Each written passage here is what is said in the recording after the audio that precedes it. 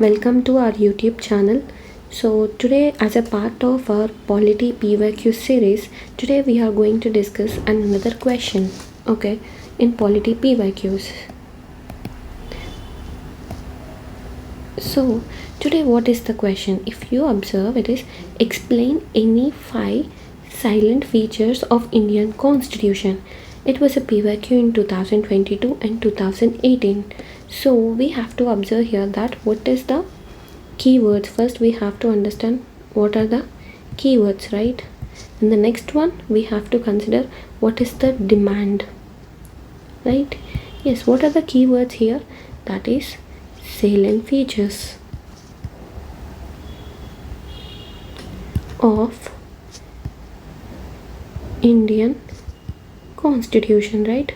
So what is the demand? We have to explain it.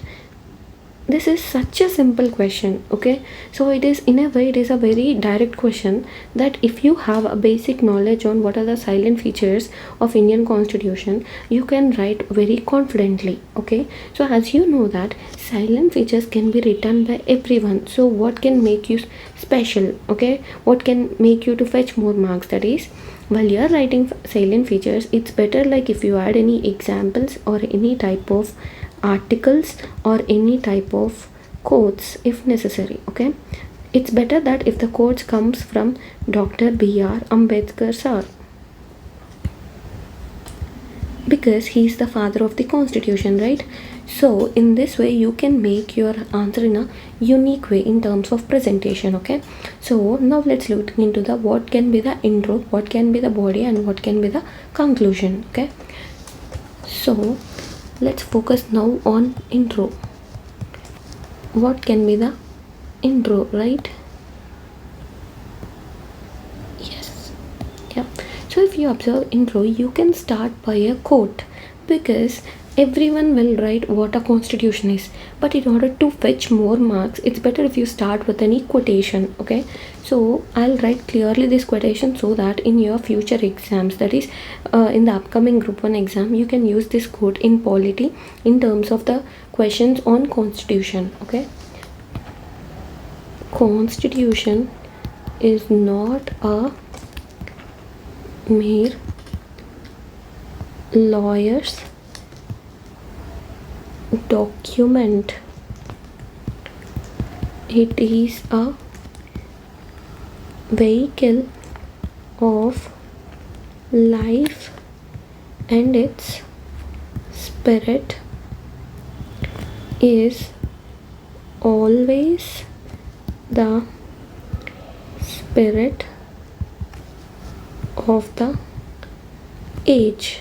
So this quotation was told by our father of the constitution, that is Dr. B.R. Ambedkar sir, right? So you can write this quotation in order to ensure some sort of uniqueness in your answer, okay? So next, this will be your introduction. This may be written as an introduction, okay? Okay, there are other ways, that is you can simply define what a constitution is, but each and everyone will be doing the same thing, okay? So it's better if you start this type of questions with a quote, okay? So next, what is the body of that, body or a demand of the question? That is salient features of Indian Constitution, right? So in terms of this, you can write as the first point, as I told you that you have to write only 5 points, okay? So but we will ensure that some sort of examples or articles will be present, okay? So if you observe salient features, our constitution is lengthiest written constitution in the world, right? So lengthiest written constitution in the world. If you observe, yes, Indian Constitution has nearly some like 440 plus articles and also 12 schedules, right? Yes, so you can mention here that, okay? The first one, that is we had many articles, because of that it is written as a lengthiest written constitution. Next one, if you observe, you can compare with USA, okay? How many articles does USA have? They have just 7 articles. right? So that can be mentioned. And you can say that few say that the Indian constitution is as the size of elephant. Okay, so elephant size lo undi antaru. Okay, so untamed, it is such a lengthiest and huge constitution ani. Okay, so if you write something like this, it's better if you highlight them. Okay, so the next point can be, it's about unique blend. If you observe, Indian constitution is a unique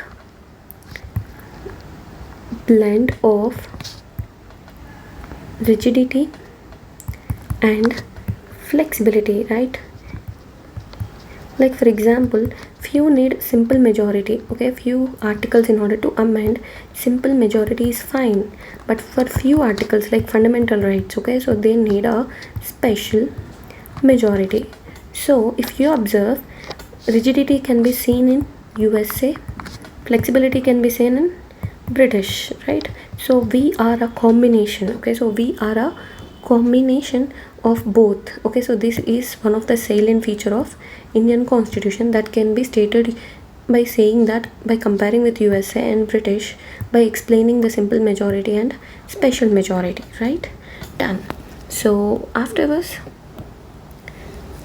that is our third point. Okay, so if you look into the third point, it is a synthesis of parliamentary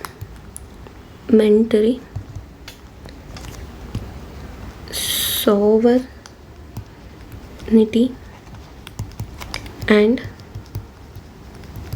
judicial supremacy. Okay, so how can we say this? See, parliamentary sovereignty can be ensured in the constitution by mentioning them under part 5 of the constitution, and judicial supremacy can be considered under article 32 and 226. This is for Supreme Court and this is for High Court, right? Yes, article 32 is considered as a very soul of the constitution, right? Yes, so this can be mentioned. Afterwards, we have the other point, that is our fourth point. It states that our constitution has a combination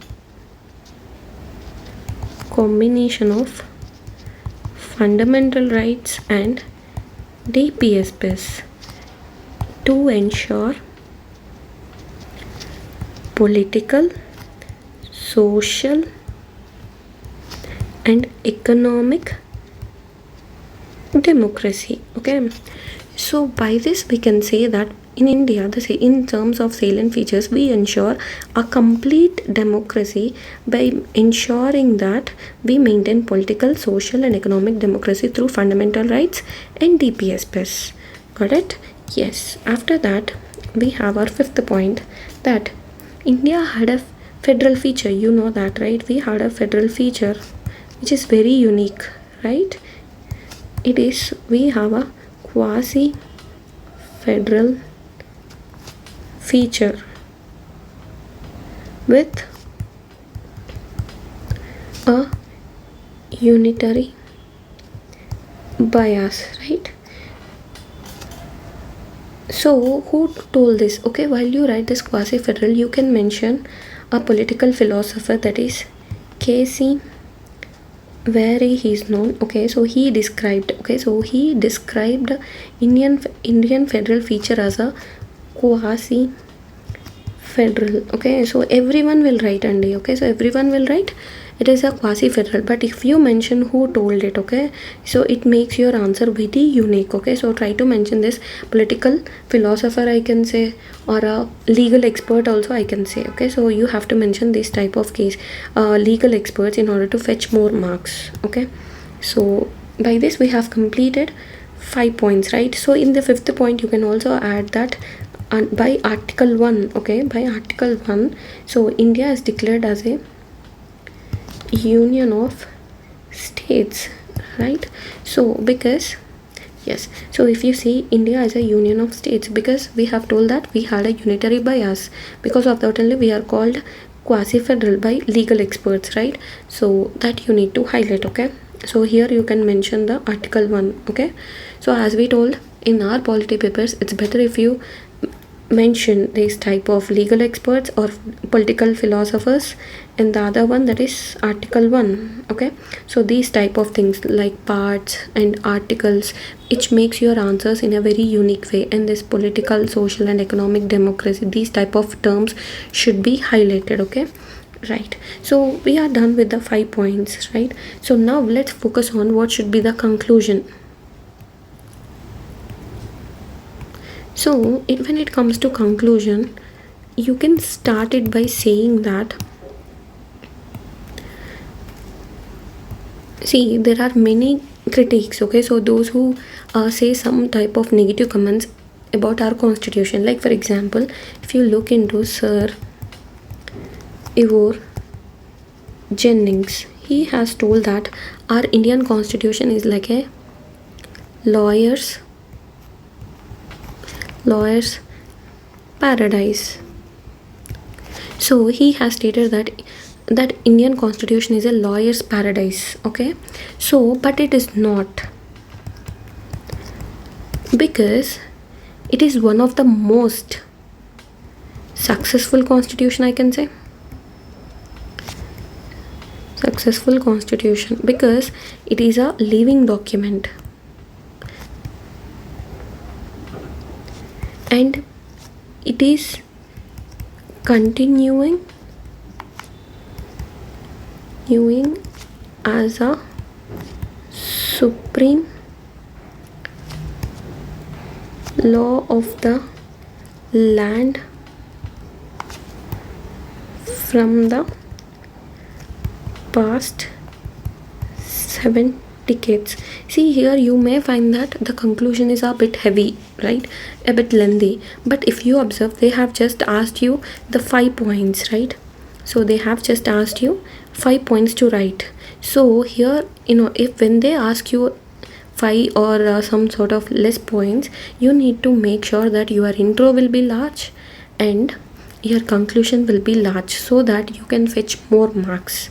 Okay, so if you observe, did we discuss our keywords today? Yes, we have discussed the salient features of Indian constitution, and demand is also explained in a good way, right? In a decent way, I can say. So in this conclusion, yeah, I didn't discuss about the explanation in terms of conclusion. So you have to write these type of terms. Okay, it's a lawyer's paradise. Okay, and the next one, you have to ensure that you will write living document in some or the other way, because this is a keyword that you need to be used in terms of answers of constitution. Next, supreme law of the land, these type of terms are also should be used. For example, I'll tell you an example. Okay, so while you are correcting can I say, while you are correcting some 8th class question papers or 10th class question papers, you will ensure that some types of keywords are necessary while you are correcting the paper, right? Because you already studied them, and while you read a question, you will think that yes, these type of words need to be maintained for a better answer, ante kada. So even here it goes in the same way. Okay, so as they have done many PhDs in terms of quality, so when they see a question, they expect some type of keywords in your answers.